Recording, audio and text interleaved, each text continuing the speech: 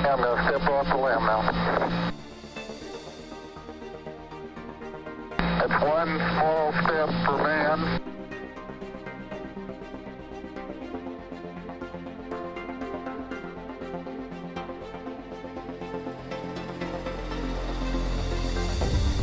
I'm going to step off the limb now.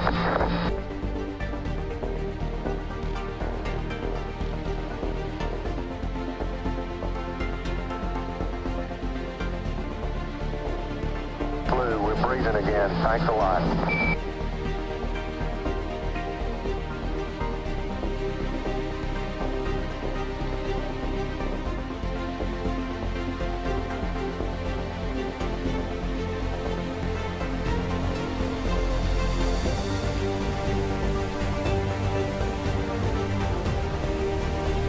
I'm going to step off the limb now.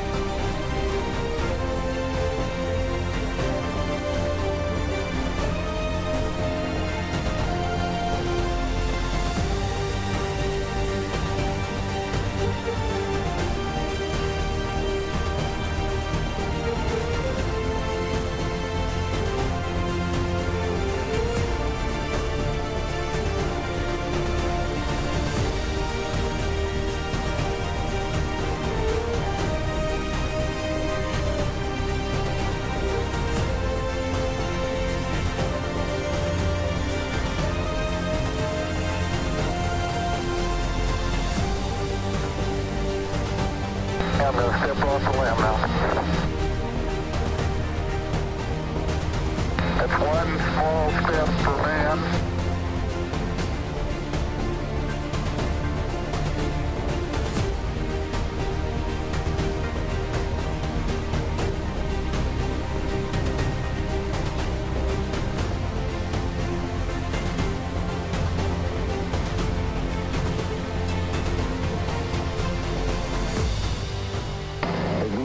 Sequence start. 6, 5, 4, 3, 2, 1, 0. Welcome to the Dobsonian Power Night Session, Saturday night. Great weekend. I hope you're having a awesome weekend. And tonight we have a huge challenge again. Tonight we will try to capture Saturn with infrared, the same wavelength of James Webb Space Telescope. This will be amazing because, in addition to that, I have no idea what's going to happen here because it's the first time in my whole life that I will capture a planet or any object in the sky in infrared. So it will be amazing, amazing. The filter I will be using is the infrared 685, so this is the wavelength of the infrared. And for the ones that don't know, it's a filter that will allow only, but only, to pass through the filter the photons to my telescope, which is outside the infrared length, wavelength, which is here, 685. And the telescope, it's of course, Its Majesty, the King! The King. Oh, I'm so excited with this. I'm so excited. I hope it will not be a fail.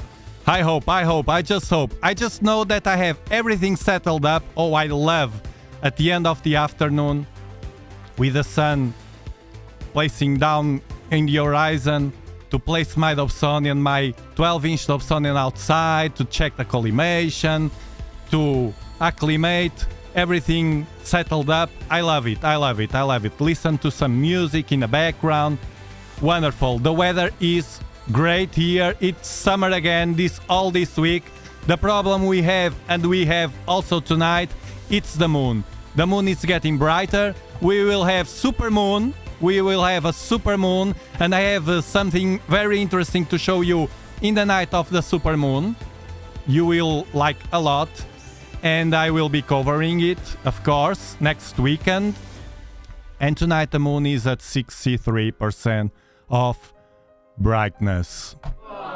Yeah, it's true. 63%, which means for me and to you also that we have the week all messed up. Doesn't matter the weather. But one particularity of this infrared filter is that the seeing, it doesn't matter, the seeing. And as we are going to watching a planet which is super bright, it has to be because it's super bright, the sky, and it's all starting to be washed out by the moon. We can't see almost any star. Well, we can see the stars, but they are very faint already. So planets, it's a good option. Also star clusters. I love to watch them visually. So let's connect. I will show you the telescope, which is outside. It's this wonderful telescope. The weather is fine. It's very nice. It's warm. No wind, you can see. No wind. The trees are quiet. Very, very, very good for the king. And it's a shame that the moon. It's a shame. It's a shame. But we have what we have, and we will do something about it. At least tonight we will do this huge challenge. And by the way, we are streaming from here. Planet Earth, continent Europe, country Portugal, region Algarve, 37 latitude Bortle 5. Astrothebe, Maziv, Quasar, Chuck, Chris Green, welcome, ABOs, Dan Daniel, Omar, Astroduck, Marco.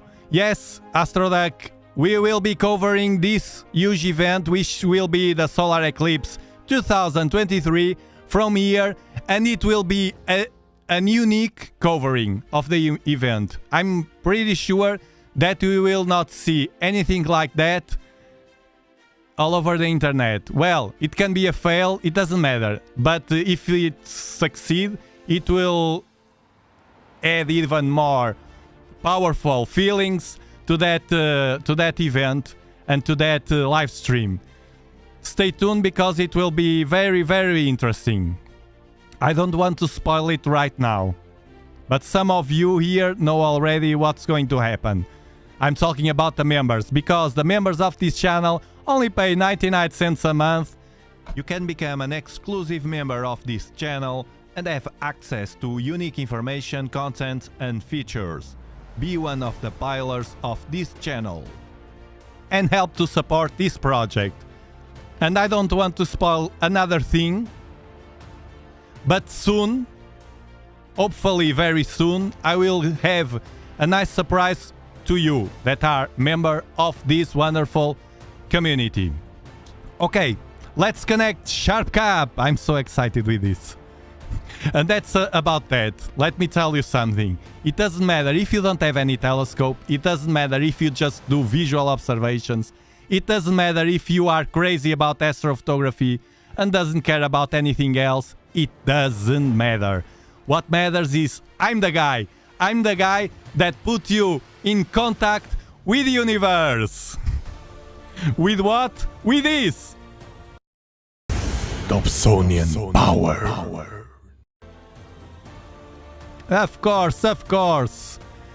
I'm that spice, that secret ingredient that you all need to complete your joy doing astronomy. Let me open SharpCap. You realize that already. You can learn here, any beginner can learn here how to enter in this hobby in a keep it simple way.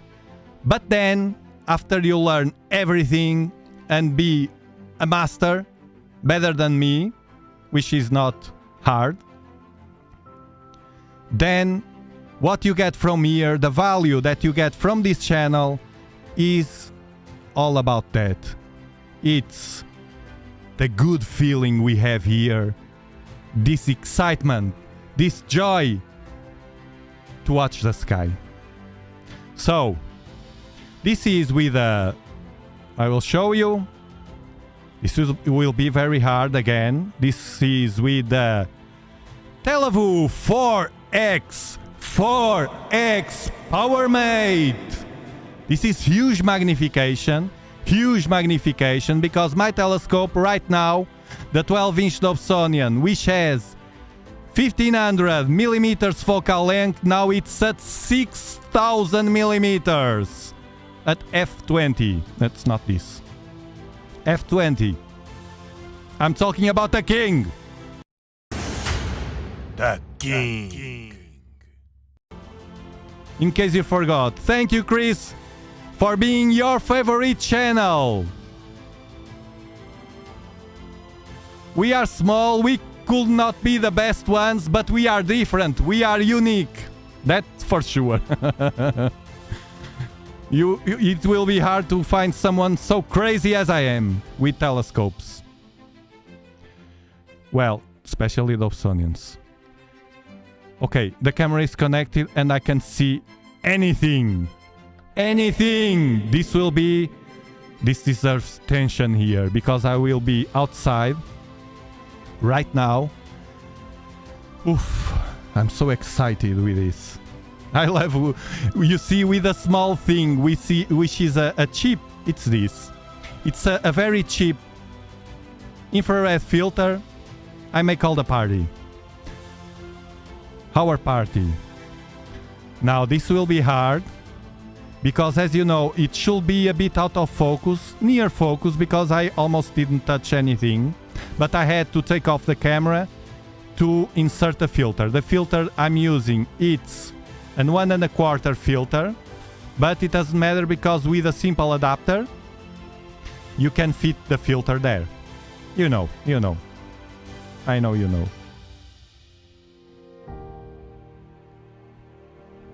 Okay.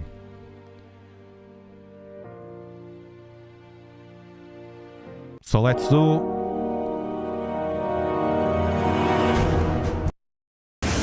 Start hoping.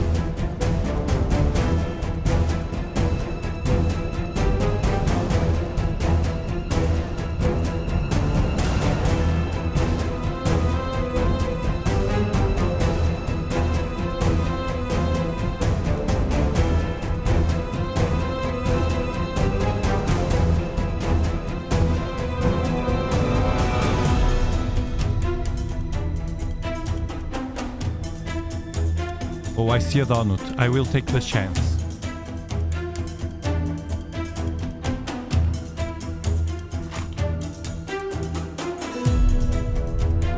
Let's turn it brighter.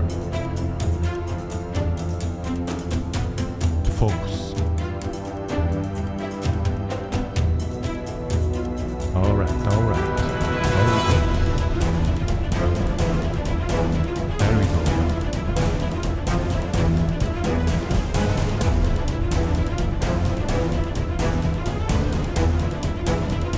I was lucky. Connect the focus.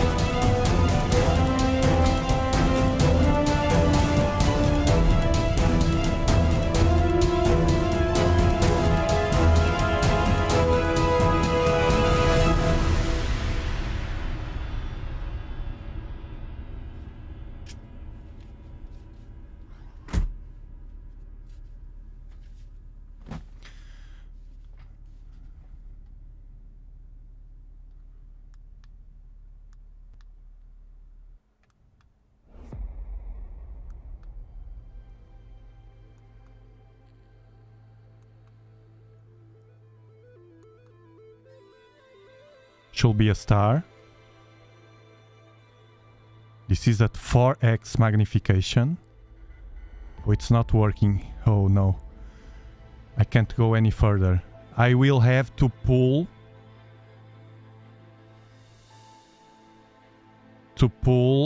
the Teleview power mate outwards, probably. We'll see. This is what happens when you don't have back focus, but you can't go any further and you don't have, for instance, an extension or something. You pull it a bit outwards.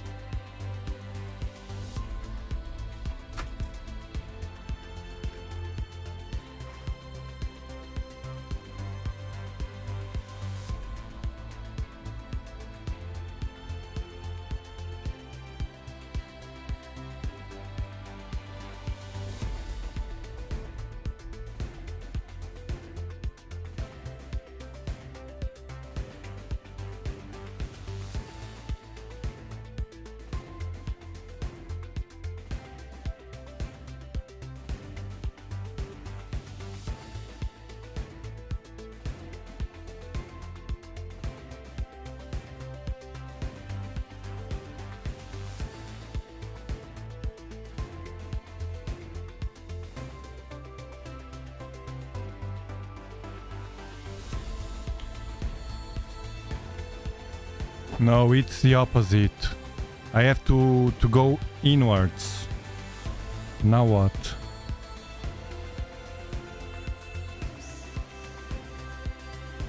This is inwards. Doesn't go more.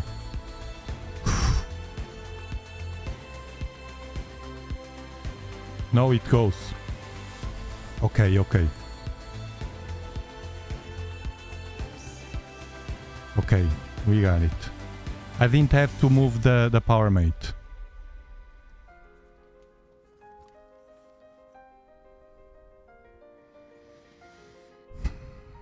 Could it be Saturn, this? Or a star? I'm in infrared. I have no idea. I will have to... No, this should be a star. I'll go outside to check. And I will point to Saturn. Here another star or moons. If it's Saturn. Let's see. Let's see. If by accident I point it to Saturn. One way to do it.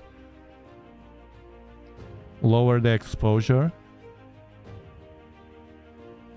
No, it's not. Okay. I will zoom. It's a star. And I will try to focus zoomed. Thank you, Quasar, for gifting 5 Dobsonian Power memberships.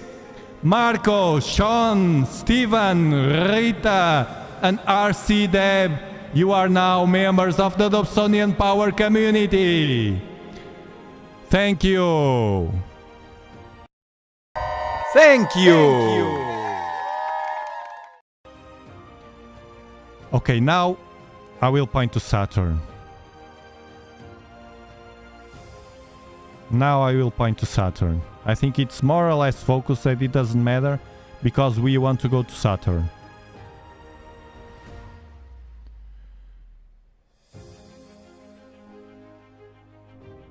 Let's increase this again and reduce the field of view. Okay. To make it easier, because this is problematic. You see one effect of the infrared. Look at the color of the star. It's pinkish and not so sharp as when we use infrared cut. That's why I always use some kind of infrared cut in a filter when do these sessions.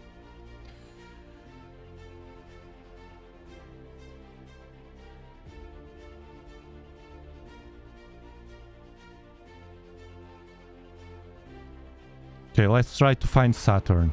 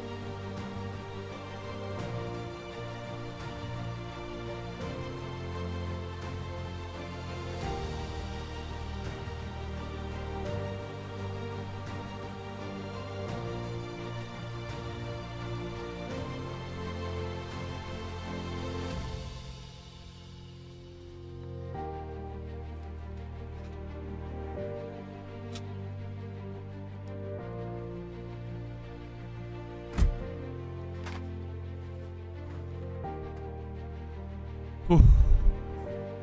What I was doing is very hard, but it's the way to do it. I will explain to you.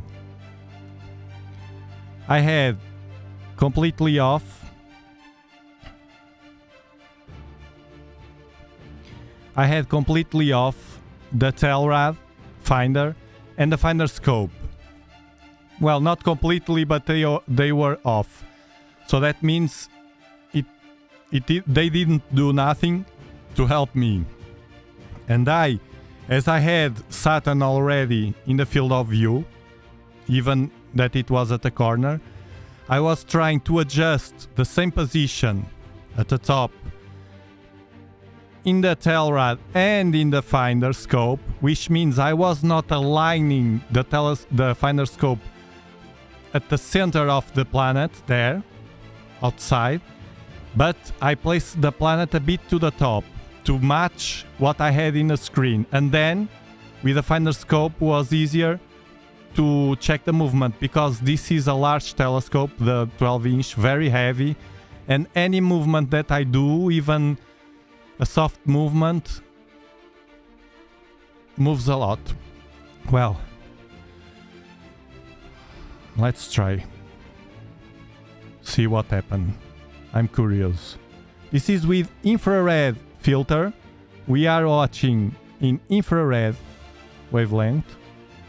Let's lower the exposure. I have no idea what will going to happen here. Let's lower the gain. It's pinkish. We can, right out of the gate, see the effect of the infrared. It's pinkish. And now I will try to fine-tune the focus to see what happened. Lower a bit more. Of course, I will record a file to see how it works in post-processing. Let's try to mess with the focuser to see what happened. Or if it gets worse. Worse. Worse. Worse. Worse. I think I was on focus. Yeah.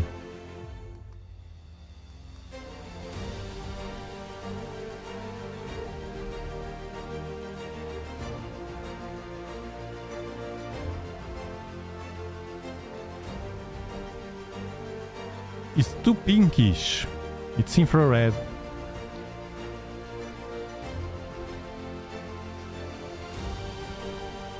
It's the first time in my life that I'm watching an object in the sky in infrared. I don't know when I record this if it will be a good image or not. As far as I can see, I think without infrared it's better. At least in the display. Let me change the colors.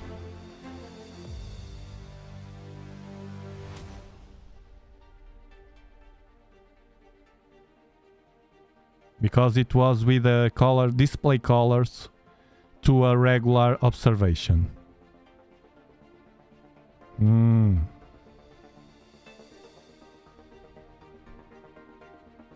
Okay.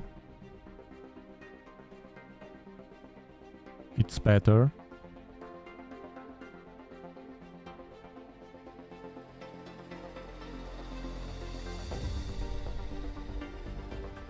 It's better. But we see loads of noise around the planet. Look. Remember, I'm zooming a lot with the 12-inch. By the way, for the ones that don't know, we are watching the Saturn planet in infrared. I'm using an infrared pass filter, not a usual infrared cut. This one only lets pass the infrared. That's why I had immediately to turn off the security camera pointing to the telescope. Otherwise the telescope would capture that light in infrared. And now what I'm going to do, we can see the bands. Well, usually watching the planet like this right away without any process, we have a similar image. The thing is, with infrared, the sync doesn't affect so much. Looks good in infrared, no? It's the first time I'm doing it. I can see the bands here. And I will record a video. Hold on. Let's lower this to increase the frame rate.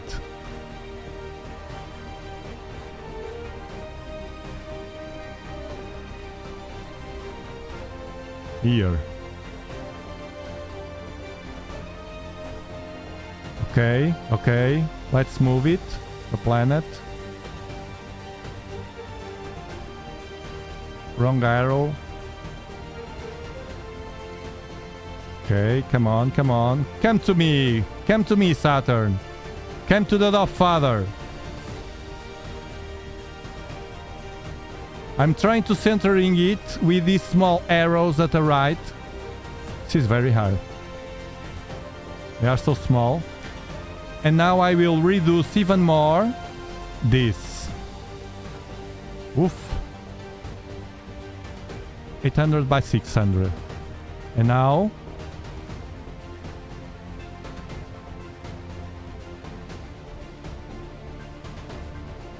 Oh, I forgot to check the file. Not PNG. Mistake here. Not RAW 16. RAW 8. And PNG. No. AV. It will be AV.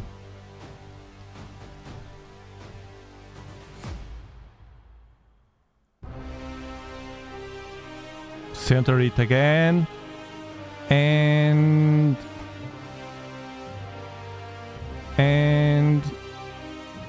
choosing here Saturn. And go. Go. Now I only will do is, what I'm only doing here is to control, to make sure that the planet doesn't go away from the field of view. I'm enjoying what I'm seeing. I'm enjoying what I'm seeing, guys. If it works, and I think it will, if it works, don't miss the same experiment with Neptune planet. Let's see if we can see... Oh, come on. This is so hard to manage these crazy arrows. Let's see if we can see the clouds of Neptune with infrared.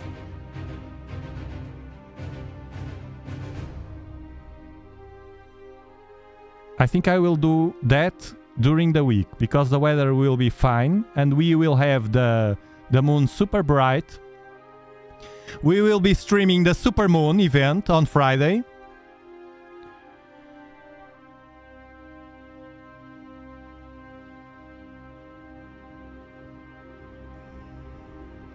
It will be much easier if Robin could place here left, right, up and down. Just like that. With this technical stuff, pan and tilt and whatever.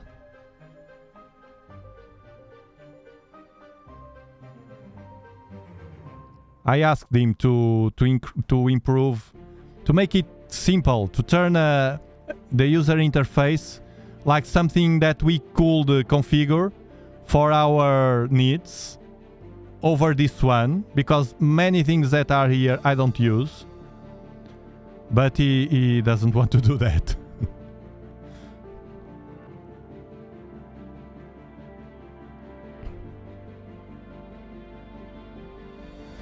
Wouldn't live stacking increase the detail?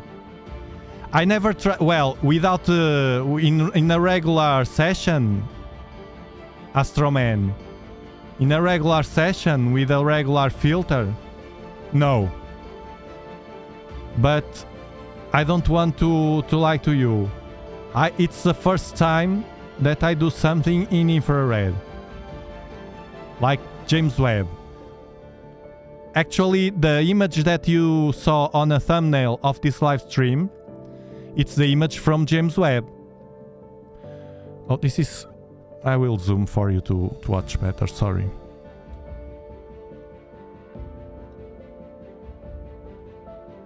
We will try. Let me just record this. 3 minutes now. 3 minutes now and counting.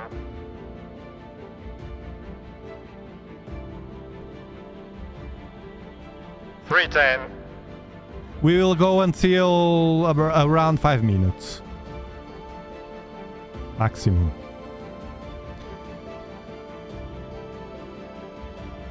Of course, Wave Crest guy, smash that like button, everyone.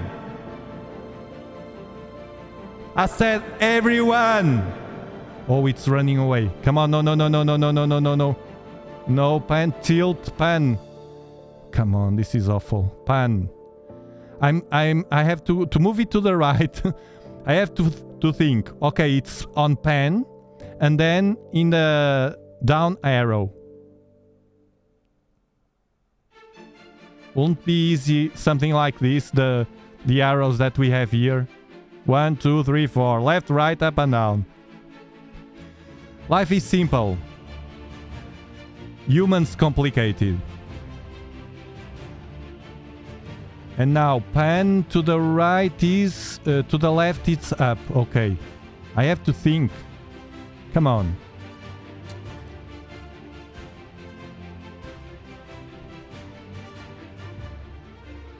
Four and a half minutes.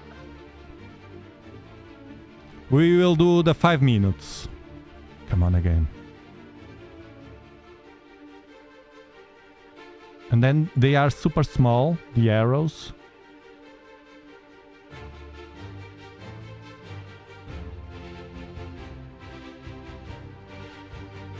Seven, 8, 6, 2, 1, 0. Stop capture. Bam. Oof. Now we have the movie. Let me check. It's a bit faint, but we can do something about it because it's on 8-bit.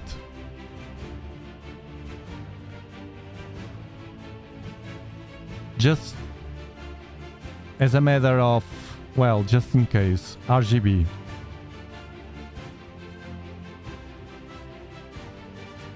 Start. Start. Now I'm doing in RGB to compare the results. Oh, whoa, whoa, whoa, whoa, whoa, whoa, whoa. To the right, to the right. Come on.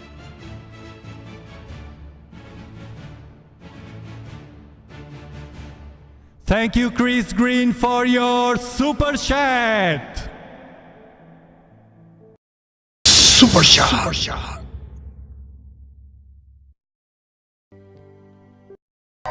Thank you. Thank you so much for supporting this channel. Thank you guys, all of you that support. Let me left or right? Oh, it's the opposite. I changed the exposure. These arrows are a mess. The other one. I changed the exposure. Let me see the exposure here in the file, the last one. We can see in the file. Sharp cap. 23rd. Camera settings. 7.81. It was 7.81, so 7.49. Oh, come on. I will leave it like this. Thank you so much, guys. All of you that support this channel.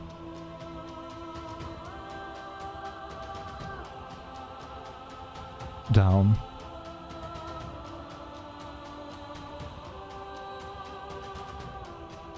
and help us to keep the ball running. Don't forget, you that are members, you can... Oh, now I can see the bands. Can you see them? Now that you that are members, you can use me whenever you want, because I do regularly live streams just for members. It's a decision I made, and I've been doing that. And also, the next live stream probably will be right about this, processing this and another files that I have, because you asked me to do it. You asked me to do it. Those live streams, they have no ads. I don't win any money with it. It's just my way to, or one of the ways I have to give it back to you for your support.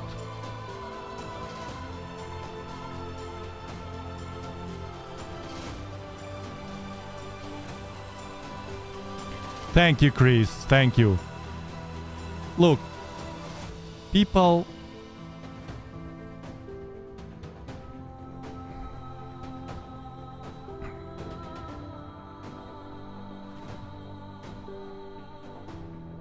It's all relative. That's why I make the membership only 99 cents a month. That's the minimum that YouTube allows to be a membership. We can place a higher price, but I do on purpose, deliberately, to allow people that don't have many or much money to be a part of the membership. It's only $12 a year, and I'm sure you can get much, if you love astronomy, of course, you get more value here than, for instance, a Netflix subscription or something. It's a different stuff, of course, but it's all relative. Money and the value of the money, it's not equal to everybody.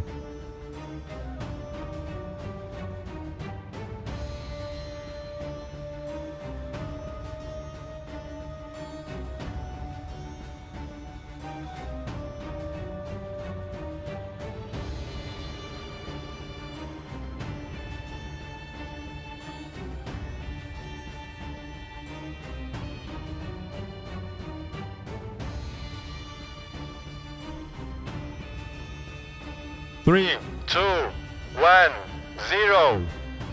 Now stop this. Okay, we have already... Let me see the difference.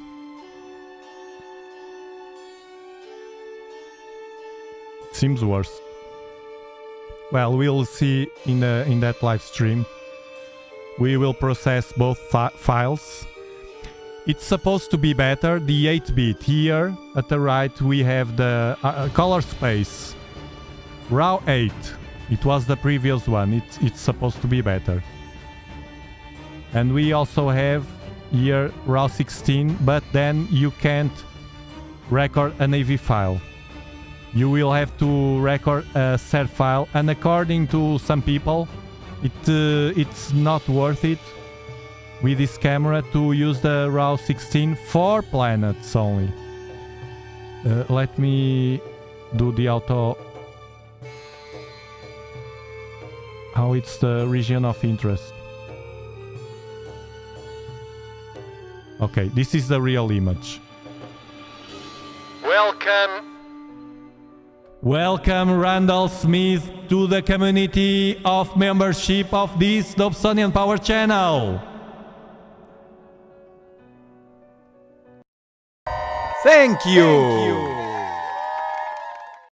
Thank you for being... You can't imagine how important is to me the memberships, because I tell you, this channel, the value that I want to and I can give to you, it's not height level of astrophotography, height level of imaging, height level of whatever.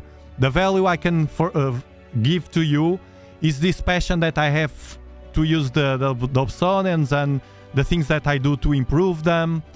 And small things, of course, I do some astrophotography like we will do with these planets and sometimes, but not in a deep level. So that's the value to you.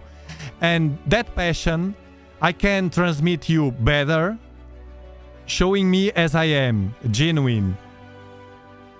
And it's in the live streams. The live streams you will see, and you saw already, my defects, my problems, everything, because it's real. The videos are needed also to increase the income of the channel, but they are all very edited. So we only show, YouTuber only show in the videos, we only show in the videos what we want you to see, nothing more. Here I can't. If I fall on the ground, you will see, and it's there forever. And also the shorts. I have the shorts that I don't know if some of you watch shorts. I'm having a very nice series of shorts about the International Space Station. Lots of people love them, but the people that come to the live stream, it's different. And the community people from memberships, it's different. It's more engaged and more connected to what I'm doing here. Even that I know there are people here for a long time that are already passed through all the experience I had, and then they go to another path of deep level of astrophotography, which is what most people search for nowadays. But they keep coming back, and I know why, because you know that you feel the same here in the sky, and that adds emotion to your workflow in the night sky. I don't know if I'm making myself clear, but well, some of you, I'm sure, can understand. It's different. And it's the thing that usually gives less money is the live streams, but it's what I like. It's what I like the most. It's like to do this. I prefer to watch the Saturn as is, this experience, to see the planet here in real time. This is a real image, rather than process and have a nice image of it. Well, I will do it, but this emotion that I have here and pointing the telescope, actually I will adjust a bit. Hold on.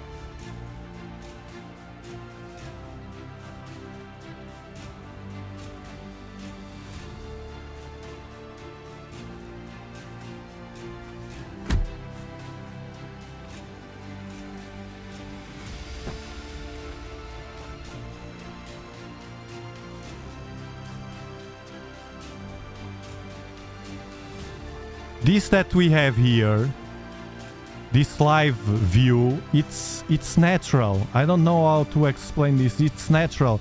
And better than this, at least in my opinion, it's to do visual.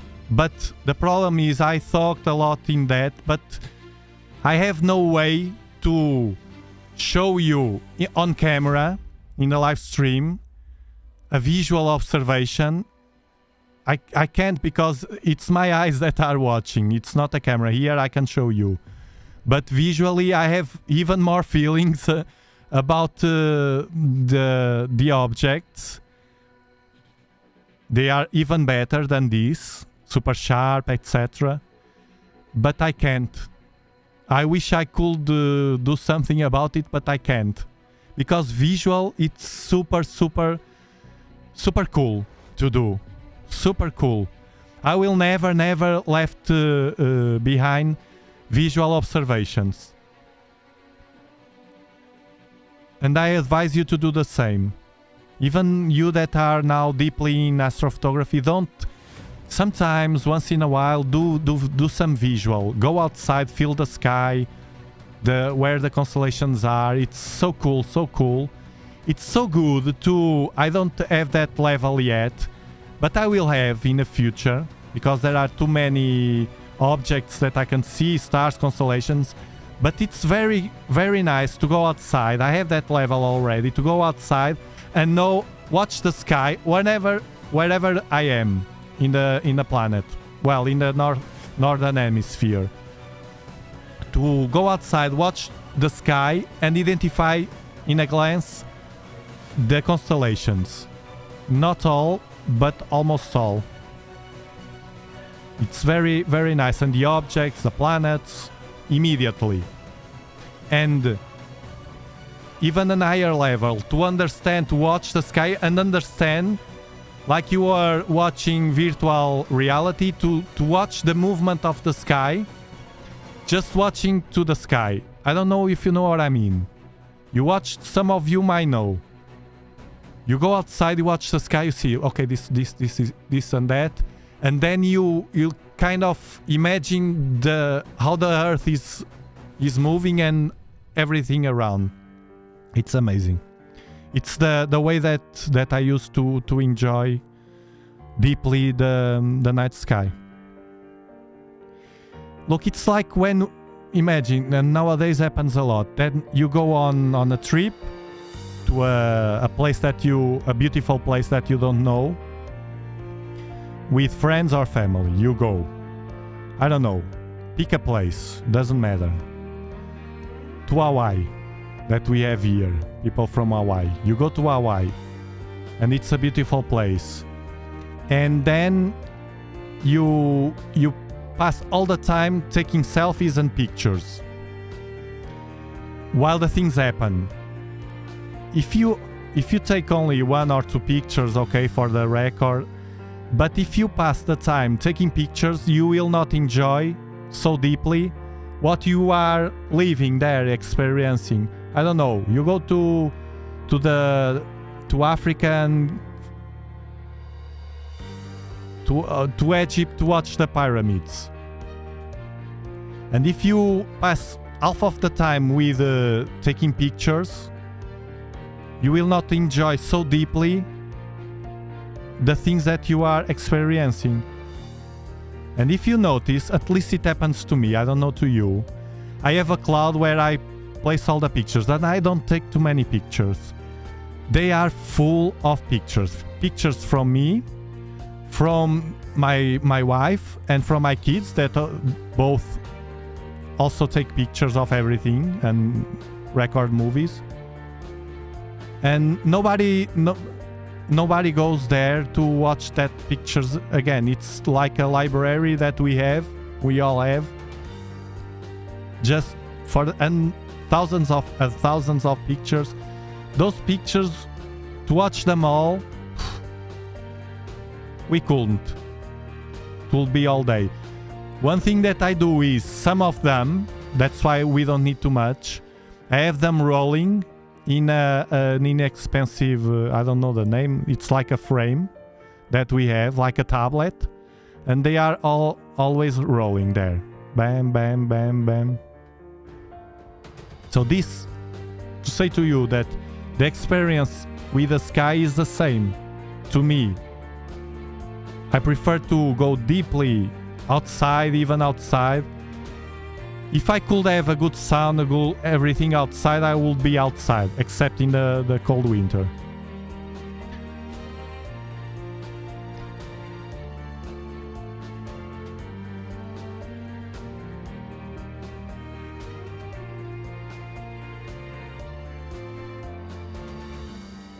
Hey Dan, the better Teleview, the 4X or the 2X? It depends. The 4X, it's too much magnification. If you can have a good night of seeing, well, now we are in infrared. I like very much the 4X, 2 planets. If it's for planetary imaging, the 4X works very well, with the advantage that you You suffer a bit to find the planet, as you saw in the beginning of the stream with me, but it's not very hard because the planets, we can see them bright in the sky. But if it's a deep sky object like a planetary nebula, that's difficult. And also Neptune, because if I try to point to Neptune like in the other live stream, it was very, very, very hard to find with a 4x. The next time we will do that Neptune in infrared will be with a 2x. So usually what I answer to people is the 2x is always a good choice. To me, it's the first choice to have because it will double your eyepieces. It will fit any camera. It will be a safe bet.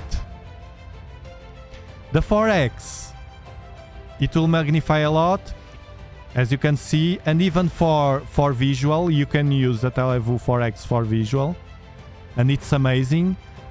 But you need good seeing, a good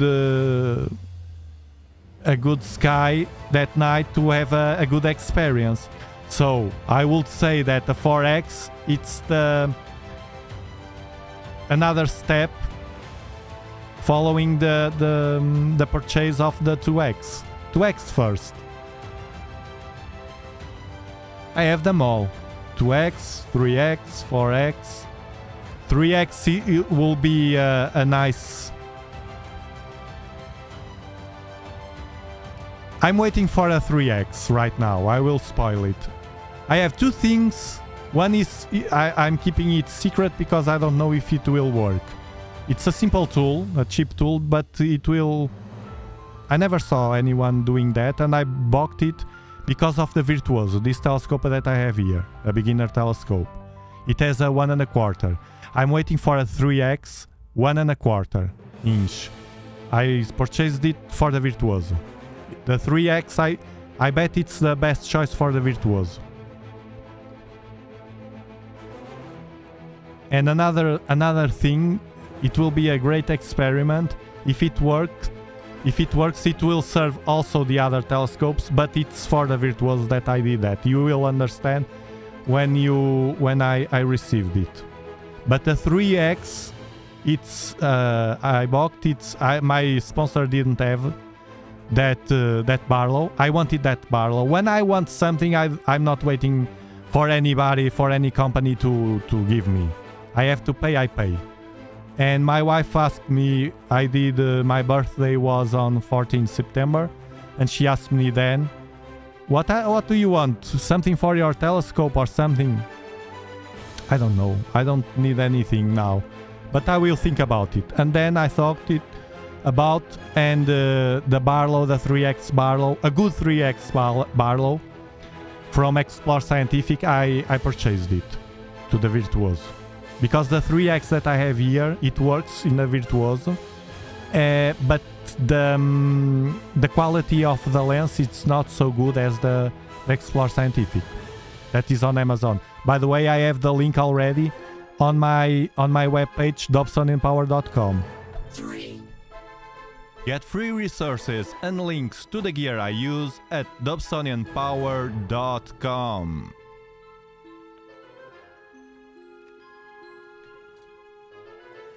For visual, no, Chris. The infrared for visual, no.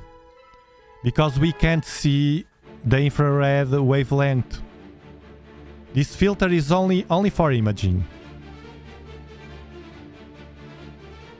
I like Saturn as is. We can see the Cassini division in real time.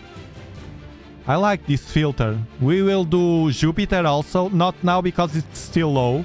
After the full moon, we will do Jupiter also in infrared.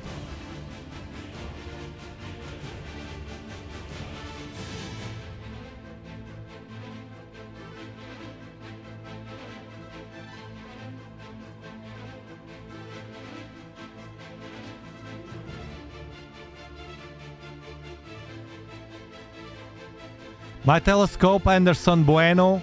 My telescope is a 12-inch Dobsonian telescope. Is this telescope? It's a beast. I love this telescope. It's my preference.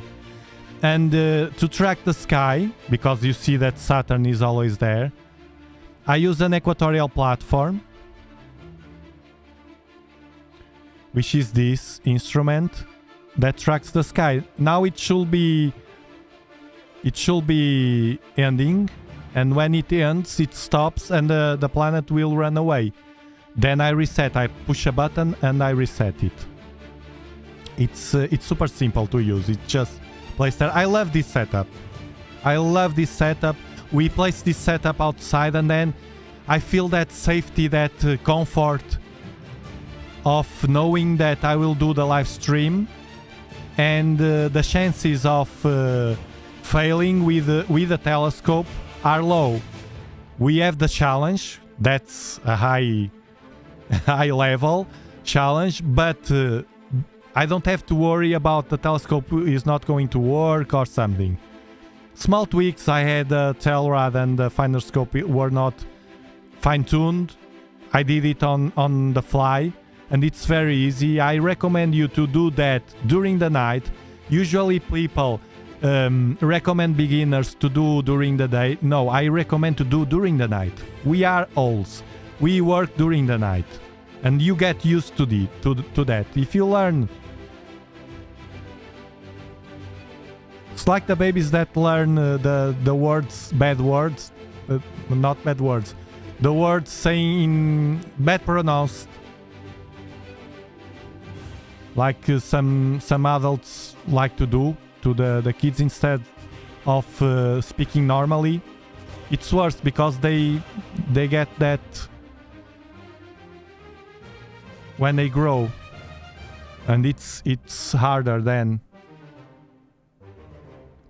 Whether if you talk to kids, to babies, well, to kids, with a natural tone and natural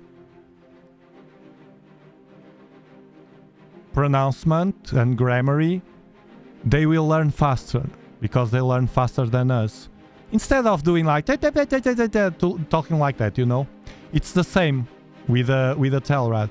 If you can do it in the field, with at night, it's when you will experience, you will learn better and faster. All that learning, we are like machine learning. All that learning will be assimilated in our brains, and then it comes automatically, like I do when I am outside. For instance, you will see now that I fine-tune the tail rod, it will be much easier to reset the platform, which will take off the planet from the field of view, and then point again very fast. Why? Because I did it the last session, and now I'm doing it again.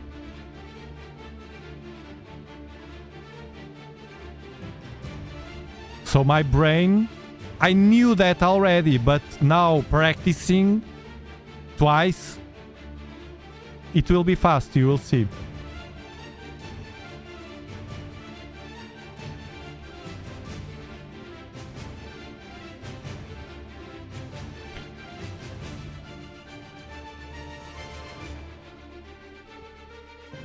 Okay, let's point the telescope again. Now I have it fine-tuned.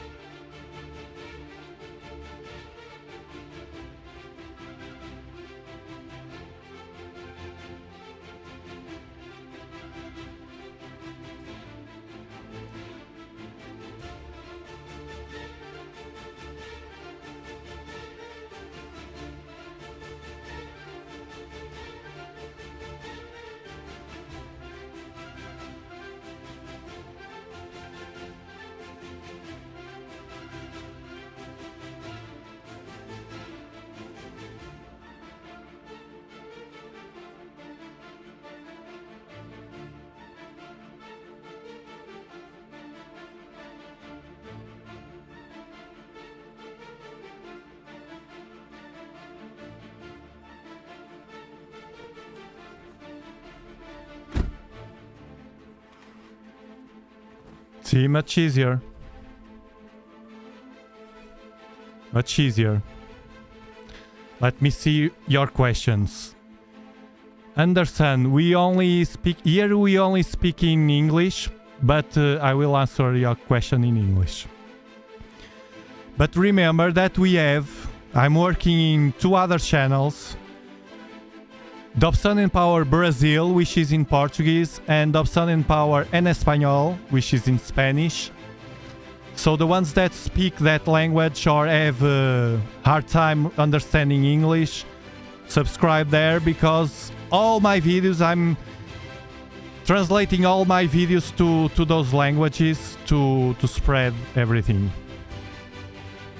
So you are asking, thank you, Philippe. You are asking, what camera am I using? I'm using the one that I love the most, and I strongly recommend the ZWO 294 MC Color. This is not cooled. The cooled one is I didn't buy cooled because first, it's the difference in price. It's huge. It's about 500 bucks, I think, around that, 400 or 500 bucks. And as I don't do astrophotography, I just do this light stacking. I use short exposures. Using short exposures, the camera doesn't have enough time to warm up too much. However, as I'm living in a place that it's a warm place, especially in summer, it's too hot, I had a mini cooler to the camera made by myself to help to lower the temperature. But the cooled camera will be better, of course. The telescope, it's the 12-inch and it's the king. The king.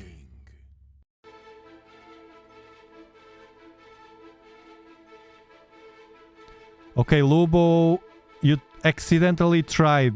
Let me pull.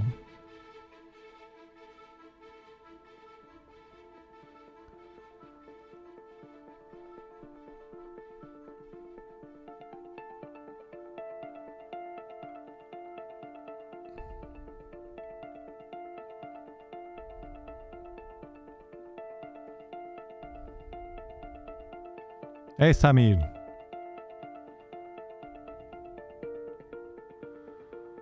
What would you recommend for planetary? I have a small Dob and I want to see the planets bigger and better, but I have a very tight budget. What is the small Dob? Look, in cameras, what concerns to cameras, I have the 224, it's very good for planets, but it's a tiny sensor. But you have a tiny budget. It's very, very good for planets. It's super fast, very sensitive to infrared. I wonder how it works with this. We will try one of these nights. The 224 in infrared, because it's highly sensitive to the infrared. Highly sensitive. I saw a study about that with the graphics, everything. It pushes to, and they have, ZWO has that in their website. They push a lot to the infrared, to the red. So it will be amazing. And but at the end, to keep it simple, I use this camera, the 294. It works well. And at the end, I think planets you can do with almost any camera without any problem. It's my opinion.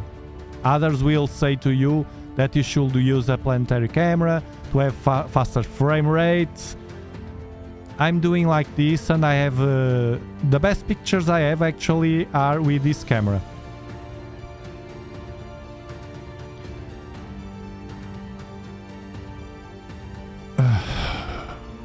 Brasil, galera, forte abraço.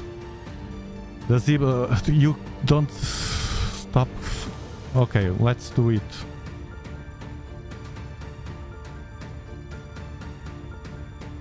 Let's do it properly. Let me pause the sound. you keep asking me in every channels, the communication channels, about the sea star, because I had a dwarf. I have it. The dwarf, it's here. You see?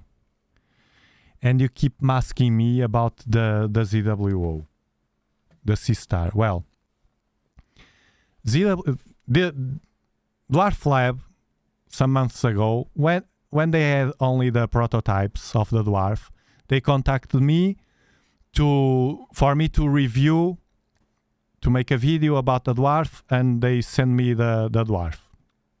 They gave me the dwarf, and I tried the dwarf. It was the first one. So appearing, ZWO Sea Star, they didn't talk about that at that time. They didn't have that plan. So I did the review of the dwarf. Then I enjoyed it so much that I keep using it. And I said to them, if I test the dwarf and I don't like it, I send it back to you and I make no review. But I didn't know, so I tried it. And I enjoyed a lot. Now, recently, about, I don't remember, about some weeks ago, ZWO contacted me to send me the ZWO Sea Star and for me to review. And my first instinct when I saw the email was, well, fine, okay, another telescope. But then I was thinking, this was during the night. They are in China, they send during my night. And I was thinking, for what I want the Sea Star, if I have the dwarf already, will it be an advantage over the dwarf? Well, I saw a nice comparison. I will show to you the comparison I saw about the dwarf. Someone that in YouTube that put them side by side and worked with them. That's what I like to watch. Work with them, and I like to compare the raw pictures, not the post-processed pictures, the raw pictures. And I start thinking, I have the dwarf. Well, maybe. Then I saw a review of the Sea Star, the first one I saw before that guy, and I saw it was huge. And at the beginning, before they launched the Sea Star, the images that were spread all over the internet showed, or at least my perception and the perception of everybody, was that it will be smaller, because I saw complaints about the size.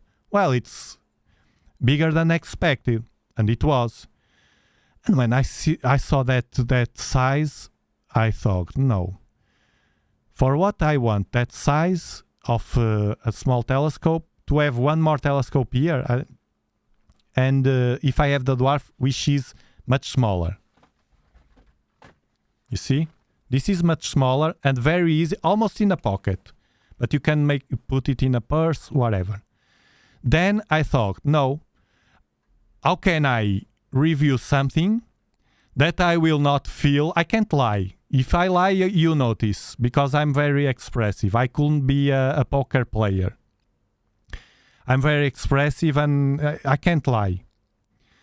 If I would make a review, an honest review, ZWO would not like, probably. And I couldn't lie and say, oh, this is the Sea Star is the telescope I was waiting for all my life. No, because I will not feel that. Because what I feel is that this is much better in high portability. And this is the only thing, or the main thing, that I value in this telescope. It's the portability. And the other one is larger. And then I thought, no, the one that I would recommend instead of the dwarf, it's this one. This one. Because this is collapsible and this is very light and you can grab it anywhere in the car. you can go to a dark sky. Actually, sometimes I go and I take this with me and the dwarf. So it will be like something between both. Now, another question will be, is it the images are better? Well, what I saw until right now, today, is that they are slightly better in a C-star. So if you bought a C-star, I think you will be happy with it. And it's a good telescope. ZWO does excellent products.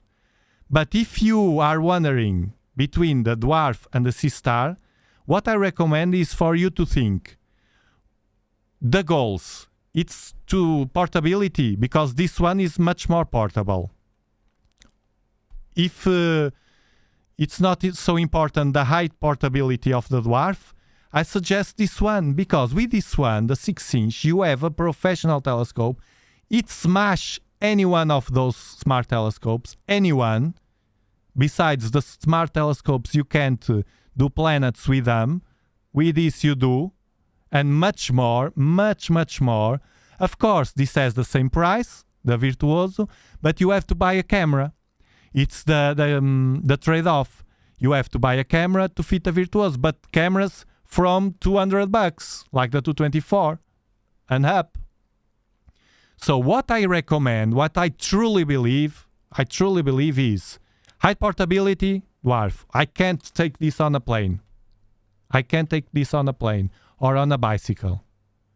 So I need something very small just to have fun. This. More than this. That. Besides, if you like then later to do astrophotography, with this you can do. You can take. Just go to our Discord. And search for Virtuoso in the community pictures. Bam! Loads of excellent pictures with the Virtuoso. The difference in quality from this to the C-Star, it's very slight. You will see, probably, better images because they were took with post-processing skills, astrophotography skills, and powerful softwares like PixInsight. PixInsight, it's a powerful software, and other softwares also, that you can take a crap picture and turn it in whatever you want.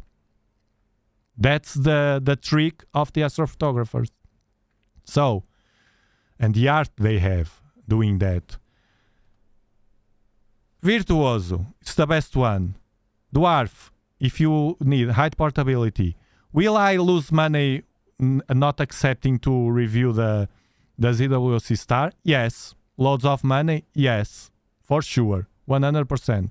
Because I won loads of money with the dwarf. On sales of the dwarf. Because I earned commission. Will ZWO be angry because I don't know if I was the only one, but I'm sure they are not used to have YouTubers say no. If they are smart, no, they will not be angry. If they are smart, because in the future they may send me a product that I can love, and then I can truly give that value and show that value to you. So, but I don't mind. I'm not locked to brands. Even that my sponsor, I have this sponsor, AstroArt, which, by the way, it's an excellent sponsor. This show is sponsored by AstroArt Finland, your astronomical partner.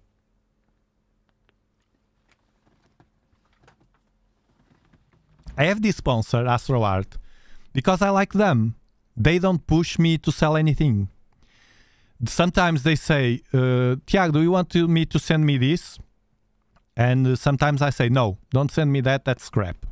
I don't want that. And I suggest you not to sell that. I don't like. I can't. It's my personality.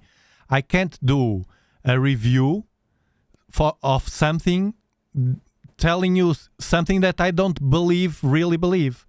This doesn't mean, be careful, this doesn't mean that the reviews that you are watching or you will watch with about the sea star, of people that like very much the sea star, this doesn't mean they are not being honest, of course. Please don't understand like that. That means that they have their opinion and I have mine. And to me, and I'm very specific in I'm very different in my opinions from the others. I don't follow the crowd. This, height portability. That, the next step, virtuoso. Look, I have the 12-inch, it's my preferred. I'm still buying things. I bought that 3X Barlow, it's on the way from Amazon. You have the links on my channel. It's at a good price now. I think it was $100. It was my wife gift. She gifted me $100 for a 3X Explore Scientific, 1.25. I bought it to the Virtuoso, to work with a Virtuoso, because it's a telescope that I will still using. I will use a lot because I like it. And I truly, truly believe that it's the best beginner telescope. If you don't need a pocket telescope. This to me is a pocket telescope. Pocket. And there's nothing like this. Better than this will be in the future probably smartphones with better capabilities to do that.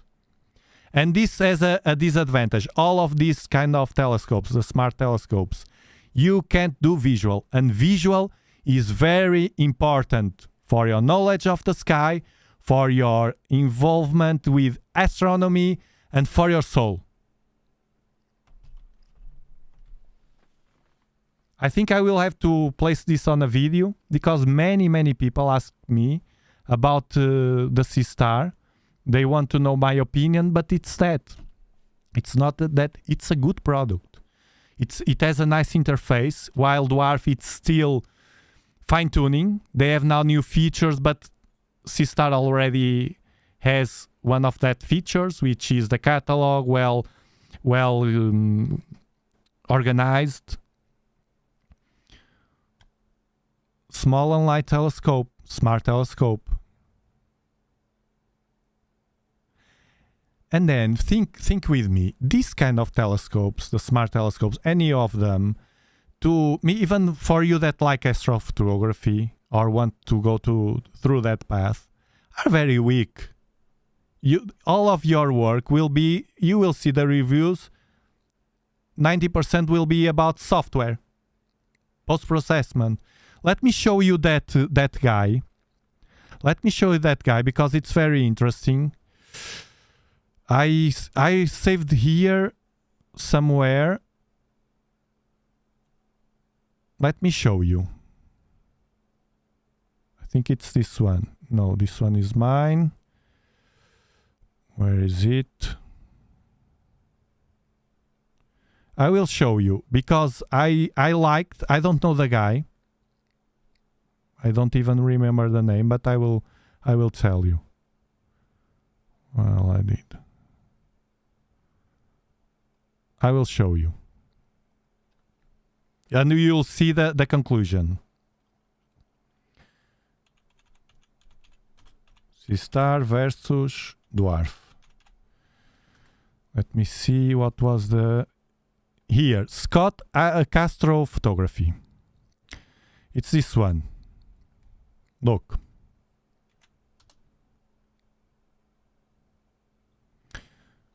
It's this one.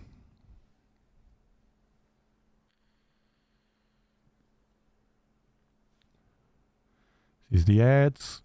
Hold on. Here at the end, look, he placed the Dwarf. This is a good review because it placed both. You see side by side and work with that. You see the size, and it's all compacted. The Dwarf, I don't even use any tripod on it. I don't recommend to use tripod because this is heavy. Both are heavy for tripods. And he does here. Look, the Dwarf comes with this bag. Look at the bag of the Sea Star, super big, and look the difference. Super big. It's like a suitcase. And look the small one of the Dwarf. And this bag takes the Dwarf everything, cameras if you want. Well, you don't need cameras. Anything. I just take the dwarf. Nothing else. And then, let me see. Final thoughts. Where is the sound? Here. And they're minus, you know, each has its benefits. Look. My personal opinion on both of these, they both have their plus and their minus. You know, each has its benefits, each has its thing that's missing out on. So, which one would I pick? I can't really say. It really depends for you. You see, he has doubts. Which one will I pick? Which one would I pick? I really don't know. You guys, you know, which one you feel is best. Of course, maybe you want to be able to have a telescope that's more portable. More portable. Look, pay attention of the about the enhancement he did.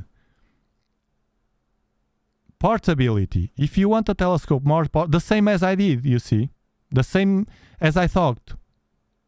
Dwarf lab. Maybe you want it for more detail, for More detail. astro images, that's C-star. More detail for astro images, C-star. But come on, guys. If you want high detail, you go for another telescope. This is the best recommendation. But if you really just want astrophotography, a refractor with an equatorial mount, or even a Newtonian, any Newtonian will smash any of these telescopes. So to use this as an argument to the C-star, which is for astrophotography, no, I don't buy that. I don't buy that. So it's really just up to you. As you can see, that, like I said, Dwarf Lab, not as much detail, but again, it comes with more modability and there's more things that you can do with it. And there's more things that you can do with it. However, in C-Star, it has an incredible amount of detail, excellent battery time, but there's not much more you can do with it than that. Of course, both of these have the solar, you know, lunar and scenery modes, which are great. They have the same. But in regards to which one is better, I would definitely say that is up to whoever is deciding to purchase. So help this.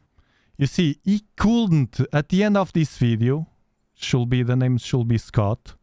So thank you, Scott, for giving this input to us. At the end of the video, after testing everything, he couldn't have a firm decision, a consistent decision, a strong decision about which one to choose. I liked very much this review because he bought the telescopes. I saw the whole video. He bought the telescopes and he did a clean and nice review about the telescopes. So that's my feeling. I will do a video about this because every time someone asks me, I will answer with the link to the video because it has to be like that. Too many questions. Where's Saturn? It's gone. I want to show you another thing. Very, very, very interesting. I will not do a video about it because people don't click on those videos. I don't know why. One of the things that excite me a lot, it's the likelihood that sooner or later we could or we can find life through science in other planet. And the last time I spoke about this here was that discovery that I'm very excited about of a possible Icean planet. The video flopped. Some of you enjoy a lot this matter, but the video flopped. And I will not do videos about it, but I'm very excited about those discoveries. Well, I will do shorts about it. And 2 days ago, it was James Webb had another discovery, which is even closer to us, and nobody talked about it. The papers were released of that study of that data from James Webb. I will show you. Let me just stop the platform.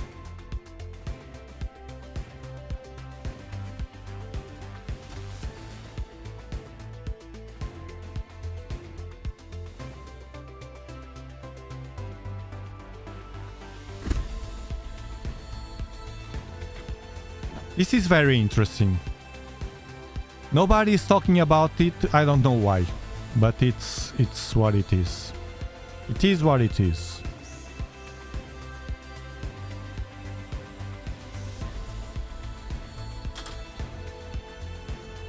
It's right here. Look. This is on NASA. Okay, 2 days ago, NASA Webb finds carbon source on surface of Jupiter's moon, Europa. Europa is known by being an interesting object to a moon, an interesting object to study. James Webb is still release loads of information, loads of data, more and more data, and many people from science, many scientists are analyzing that data, and then they release the studies. And this one, 2 days ago, they found evidence of carbon source in Jupiter's surface, and they expose here. This is the moon Europa by NIRCam, the image, and then they distinguish here, and there's an old paper, of course. You can watch by the links, and they say, on Earth, life likes chemical diversity. The more diversity, the better. We are carbon-based life. Understanding the chemistry of Europa's ocean will help us determine whether it's hostile to life as we know it, or if it is a good place for life, said Geronimo Villanueva from NASA, leading the study. And what they discover, we now think that we have observational evidence that the carbon we see on Europa's surface came from the ocean. That's not a trivial thing. This is a scientist spoken. That's not a trivial thing. Carbon is a biological essential element, added Samantha, the author of the second paper, different papers. So NASA will plan to launch the Europa Clipper spacecraft, which will perform dozens of close flybys of Europa to further investigate whether it could have conditions for life in October 2024. Very near. So this kind of news, I don't know why people don't like. I will not force this channel to, if you don't like, you don't like, you don't click the video. But it's super exciting to me. That's why I love visual. To be outside, and with visual you get that feeling much intense rather than with a camera. You outside with your telescope, with your Dobsonian or other telescope, doing visual, you start thinking on these informations, and your brain goes free in the sky. That's the power and the magic of the visual observations, to me, at least to me, and to much more people. And to watch, for instance, soon we will be watching Jupiter. Watching Jupiter with the mindset, okay, Jupiter, what do you have there for the picture? Instead of that, well, also that if you want, but on top of that, to think, Jupiter, look, Europa there. Then you remember the study that I told here. And you start imagining, will it have life or not? If we can understand the basics, not to be too much, but the basics of Europa, Callisto, Ganymedes, all the moons, at least the most important, and the planet itself, and the recent discoveries of James Webb telescope help us to know more about those objects, we will, and you will, watch it visually with a different perspective, with a different feeling, and at least to me, emotionally, it gets me excited. I know that it's from history, the science community, it's always the most part of them tend to be skeptical, even on YouTube, and they tend to be skeptical because it's not social socially well accepted to be exciting about the possibilities of having life. Fortunately, we listened, you listened, Nielsen from NASA and more people from NASA, but Nielsen has that power, it's the chief, no, the top one, saying that of course he believes that's life out there. It's a matter of probabilities. We are discovering loads of interesting stuff. Did you know that our galaxy, they discovered recently that our galaxy has an habitable zone, which zone we live in. This huge habitable zone has millions and millions and millions of exoplanets that could be equal to Earth or better, I don't know. And they are just trying to discover. We have 5,500 discoveries already of exoplanets, and they will be much more. We are living a huge and strong moment in time of our civilization. Come on, guys. Benefit from it and enjoy it.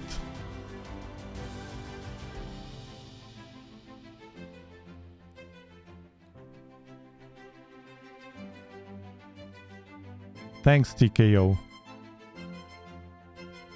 Let me see your questions because it matters to me. I want to answer your questions. Do you use 0.5x reducer on the Virtuoso? Yes, I use, because it gets a sharper image, but be aware that the 0.5 should be 2-inch, because the 2-inch has this size. If it's 1.25, it will be smaller. And they both distort the edges because it has a curvature. Those lenses have a curvature and they distort a lot. It's a cheaper focal reducer. So the smaller the reducer, the near that those distortions will be to the center of the field. And the center of the field, it's the only part of the image that will be decent to use, or to use to astrophotography, or to just crop and have a nice image, or just zoom, because the edges will be distorted with those reducers. Remember that. However, I thought about that a lot, to take off the reducer, and it will be easier to manage the telescope without a reducer. I still use it because the difference between using that reducer and not using it, it's a good difference. It's not huge, but you get brighter objects, especially galaxies and some kind of nebulae. They get sharper and brighter, more detail in the galaxies. And with a 6-inch that has not the power of the king that is outside, we should take the chance and boost it the more that we can.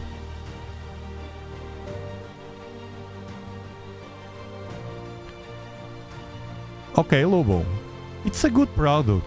It's a good product. The C-Star, it's a good product. I will not say, oh, you bought the C-Star, you did the wrong move. No, it's a good move. Now, if you ask me, that was my opinion. The honest opinion. Yes, Sergio Geisler has been using a lot and learning a lot about the Virtuoso. It's a small telescope with a strong potential. It's very powerful.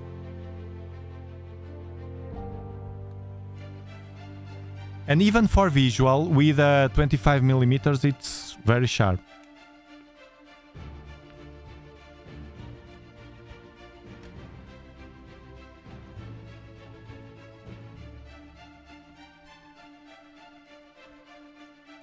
Virtuoso M52, M42, tube macro.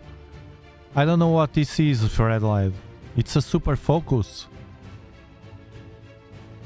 M52, M42, tube macro. Okay, I will look for it. Hold on. M42. No, M54. M52.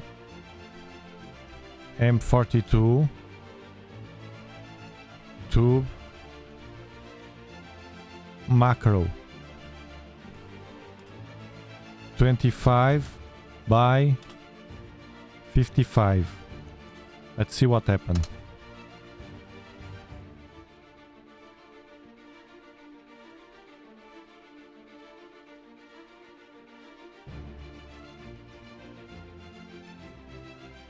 This is in Portuguese, Amazon. Okay, let's watch on Amazon. Because it's in English. For digital cameras, all lenses. It can also be used as a macro tube to provide fine focusing control. Ah, it's to fine tune. Yeah, no.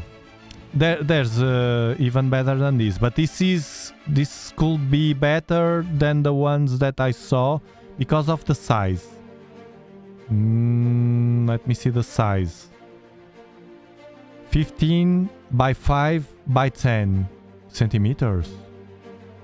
No, they don't specify the size. It's not expensive. It's a cheap. This is to fine tune the focus. Okay, about that.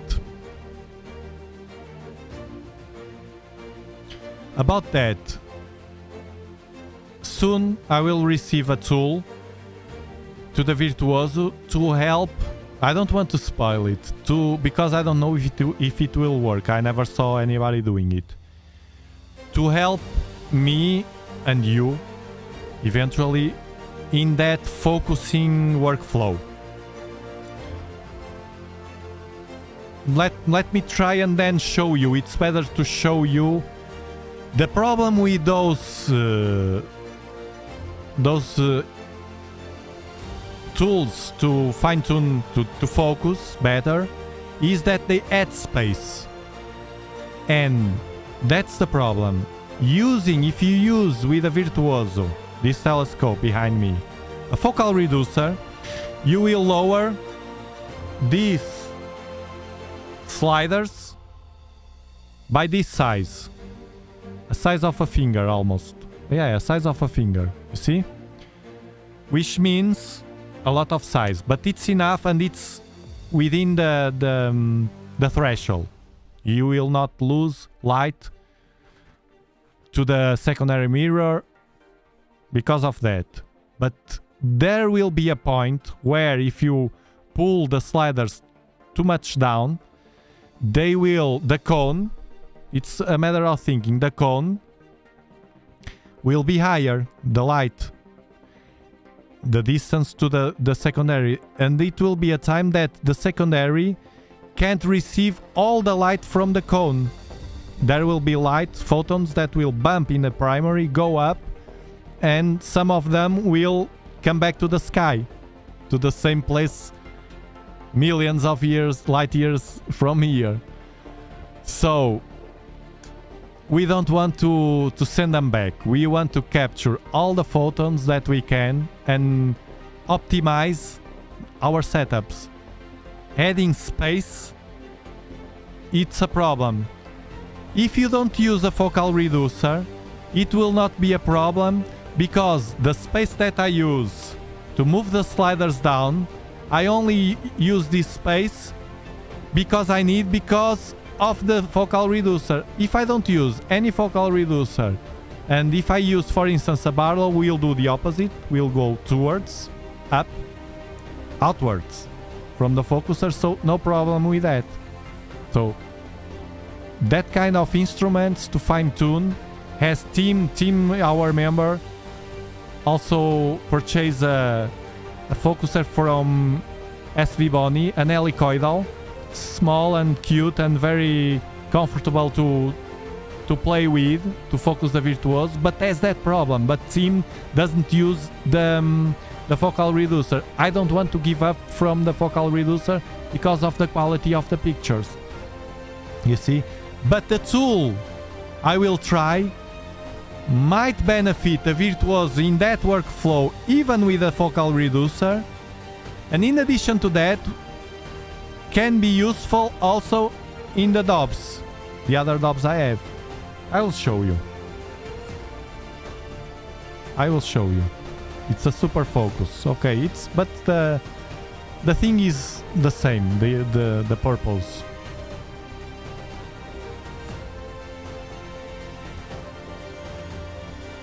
It's the CO2, no, not on Titan, Marco, on Europa.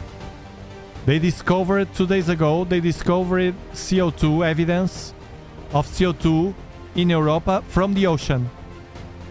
This is getting super exciting. You will see. When the mainstream, I don't know how many years from now or many, I don't know, I don't have an idea. But when the mainstream will come to this, the hype in the news, you will know already all these steps that we are giving. At least the main ones. You see, Wavecrest guy, it's a guy that's always here. Our good fellow. And he's always here with that power of the Dobsonian. Dobsonian power.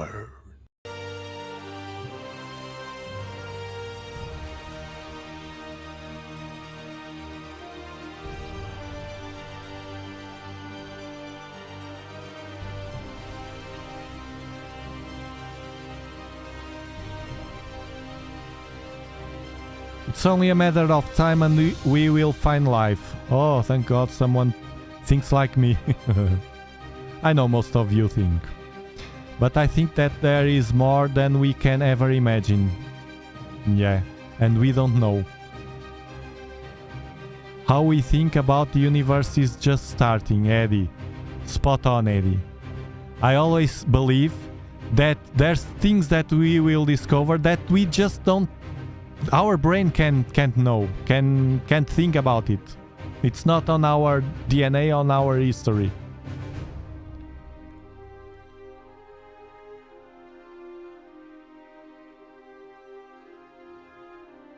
Objective size on Virtuoso. Do you mean the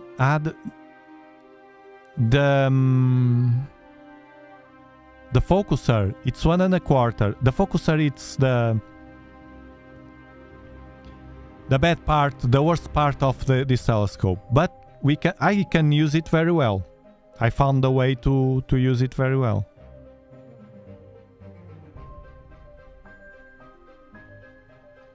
Fred Led, I don't understand. Is it possible CHOU? What's CHO? Webcam. I don't understand.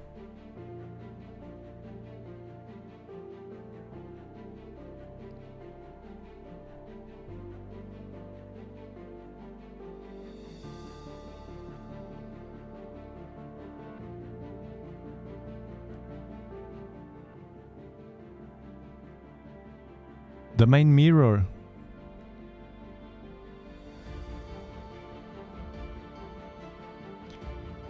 The size of the mirror of the Virtuoso, it's 6 inch.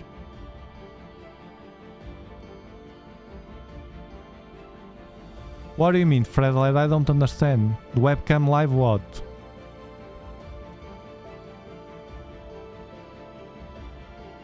You can, if it's that, you can all speak with the members of the, like you can all speak with me all together in the members only live streams, any of them.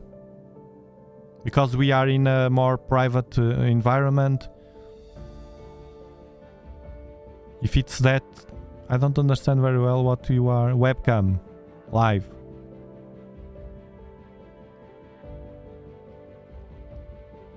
Is that Chris? Main mirror. The main mirror, you mean this mirror here? It's the primary, 6 inch. And the top one, it's the secondary.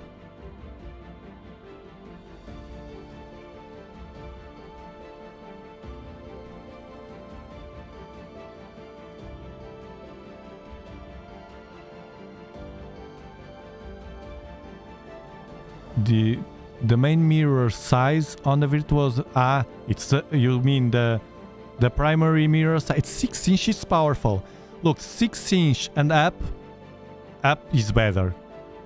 But 6 inch is the threshold, in my opinion. The 5 inch also works well, but 6 inch, 5 inch also. It's almost the same. The 5 inch Virtuoso. But they are powerful apertures, nothing to do with smart telescopes. Nothing to do. And you can grab this. This comes down. You take the tube up, this small, take it up, take it out, and in two parts, the base and the tube, to any car. Of course, you will not go on motorbike, but in any car you can place it. I want to show you the focus on webcam. That focuser. That you purchased the focuser that we were watching, is that? Or to watch me do you want to come in? I'd send you the link. It's that? Do you want the link?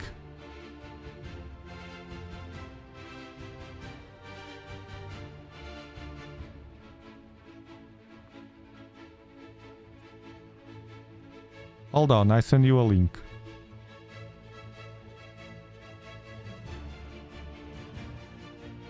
Okay. I send you the link and you show me. Hold on.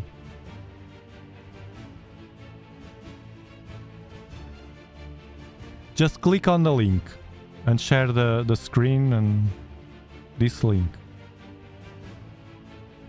How often do you need to collimate a Virtuoso? Well, I will be honest with you. The Virtuoso requires more frequently to collimate, to fine-tune the collimation, because I don't know why sometimes it's a bit the donut, the dot in the mirror sometimes moves because we are always transporting the Virtuoso here and there. But the good news is it's super easy to collimate this telescope. Super. If you ever collimated any Dobsonian, this one almost with the eyes closed. It's super easy.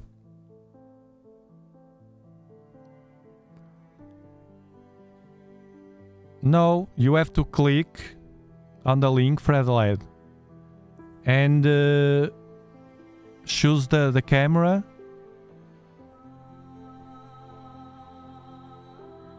I still don't see you. When I see you, I tell you.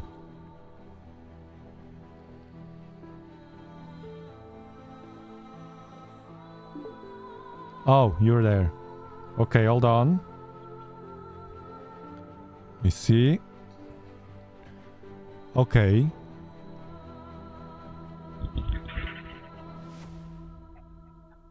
Do you hear me? Yeah. Hold on. Hold on. Let me take off the music now. Yes, I'm listening to you. We are all listening. Okay. This is the best precursor for the Virtuoso. Look Yeah. at this. Here is M42. The camera right there.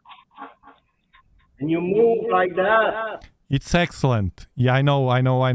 Okay? It's an excellent product, as I said. Can you... Here, that one is it's better. over the plastic there. Put a little bit tape and go there. Look inside, you have very big place. Doesn't have tilt? No. No tilt? For sure. You screw this after you put 2 millimeter of tape. It's very thicker, and the top of the piece of the plastic is very even. I checked the tilt. The tilt is pretty good. This is very good because what I see, it doesn't add much space. Can you tell us the the height of the measures of the height of the travel, Yeah. focuser, very nice. Can you measure the distance there? 55. The travel like that is 55. No. Okay, 55. All outwards 55, and Look, all look. down, all down. The camera is not turning. That's a very nice idea. Yeah. And Because- the focuser is very precise. Okay. And all day, I put a little bit bait here because it's smooth, because it's hot. And the cold day, if enough, it's stay there. But he can screw. The virtual is crazy good with this. It's very easy to install. My doubt is about the tilt, because you fit there. How did you screw there? Because you have no thread.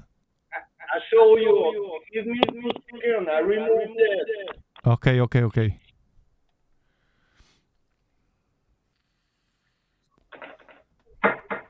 It looks like can be the best idea so far for the virtuoso.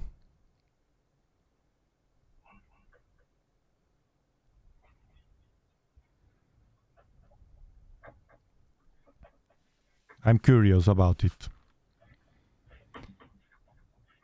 Because usually people use those kind of focusers, helicoidal, but they have to insert in the focuser, and all those 55 will be adding to the focuser, which is a problem. But this one, I suspect that if fit into the focuser, we'll see how, and it is thinner, I think. Look. Okay. You see there, it's a white tape. All the pieces are original. You see inside, Okay. like that. I just remove the stop. Yeah, Okay. you remove the stop. Okay. That's Okay, how to. after this, the size of this is 52. Okay? This one is 50. Ah, You put a little bit tape. You Okay. wait 2 millimeters. After this, like that, and you screw this right in the bottom. You sure you are on the bottom because you have some edge in the focuser. Sorry for the cam. Sorry. okay. Everything is even here. It's crazy easy to work with this. It only works for imaging, I suspect. No? No, look. I have a piece, one in the corner. Ah, okay. Okay. I remove this. This is a normal one in the corner. M52. And bang. Bang. Screw this. Put an eyepiece. Damn. Very nice, Fred Led. The Very travel nice. and the sure it's long enough. You don't have to move this. Yes, Use your camera and this. I have because of the focal reducer. I can't add any space there. But it's the best solution so far. Yeah. Because it will not add too much space for the camera. You can screw the camera directly. You don't need that blue adapter for the camera. You can screw directly to the to that focuser, the camera. On my camera, I don't have a vignette. My camera is little bit less than yours. Yours is 294. yeah, Yeah, but the size of the sensor is the It's too big. Yeah, me it's 1 inch. Yeah. Little bit. Every corner is freezing clean. What camera? 3? There's one.